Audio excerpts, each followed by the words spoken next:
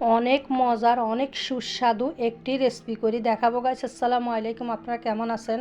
তো এই গাইস এখানে দেখুন আমি অনেকগুলি সিম নিছি, একদম বাতি বাতি বিসিয়ালা সিমগুলো আমি কেটে নিব। কেটে চামড়াটা মানে পরিষ্কার করি, তারপরে মানে ছোট ছোট করে পিস করে নিব।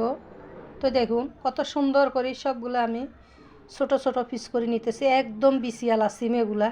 এরকম বিসিয়ালা সিম দিয়ে যদি আপনি আমার মতন এভাবে যদি রান্না করেন, আমি একদম কথা দিতেছি 100% একদম প্রতি লোকমায় লোকমায় যদি আপনি দেন, মানে এত মজা এত তৃপ্তি করে আপনি যে ভাত খাবেন 3-4 তালা ভাত আপনি অনায়াসে খেতে পারবেন, আমি কথা দিলাম। তো এই সিমগুলা দেখেন এখানে বেশি নিন, অল্প করে আমি সিমগুলো ছোট ছোট পিস করি আমি কেটে নিছি। তারপরে সাথে একটু আলু আমি সাইজ মতন একটু গোল গোল করে আমি কেটে নিলাম।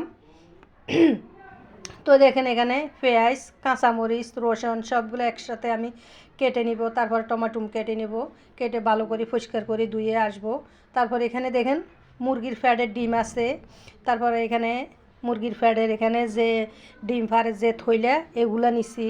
তারপরে এখানে আপনার গিলা কলিজা পাক এগুলো নিছি, এগুলো ছোটো ছোটো একটু পিস করে সবগুলো নিব। নিয়ে এগুলো আমি কিন্তু আগের থেকে আমি ধুই আনছি ভালো করে, আবার আমি একটু ধুই নিব। তো গাইস এরকম সিম আলু দোনোটা যদি মিক্সার করি, এখানে আমি আবার আরেকটা এখানে মিষ্টি কুমড়া অ্যাড করব একটু করি। তো এখানে আমি তিনটে একসাথে মানে মিক্সার করি আজকে আমি এটা মানে বুনা বুনা করব। গাইস যদি বিশ্বাস করেন এত মজা হয়েছে এত মজা হয়েছে কি বলবো, আপনারা না খেলে তো বুঝবেন না।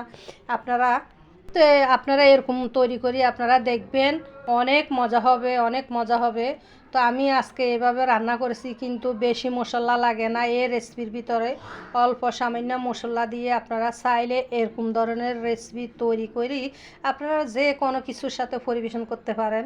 তো সাদা ভাত ক পোলাও ক আপনার রুটি কন পরোটা কন যে কোনো কিছুর সাথে আপনি চাইলে খেতে পারেন।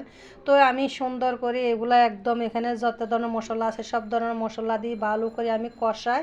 তারপরে এখানে আমি সিম এগুলো দিয়ে দিব, সিম আলু আর একটু মিষ্টি কুমড়া তিনোটা আজকে আমি অ্যাড করলাম। অ্যাড করে একদম মানে বুনা বুনা মাখো মাখো ধরনের এটা আমি রান্না করব। তো গাইস মানে কি সুন্দর একটা স্মেল বাইরেছে, একদম মানে শুকনা শুকনা মাখো মাখো করে এটা আমি রান্না করছি আজকে। তো মাশাল্লাহ অনেক মজা হয়েছে। তা আপনারা এরকম করে রান্না করবেন, কিন্তু কলিজা গিলা এগুলা আপনি চাইলে যে কোনো জায়গা আপনি মানে আনতে পারবেন দাম কমে, কিন্তু এগুলো আমার ঘরে ছিল আমি এগুলো জমাই তারপরে এখন আমি এটা রান্না করলাম। তো মাশাল্লাহ অনেক অনেক মজা হয়েছে।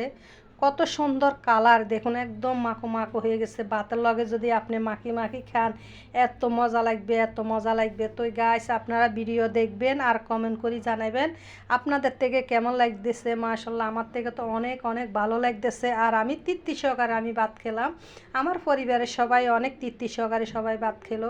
তো আপনারা কমেন্ট করে জানাবেন, কমেন্ট করতে ভুলবেন না। আপনারা একটা লাইক দিবেন, লাইক দিয়ে আমার পাশে থাকবেন। আর যারা অলরেডি আমার পাশে রয়েছেন সাপোর্ট করতেছেন আপনাদেরকে অসংখ্য ধন্যবাদ।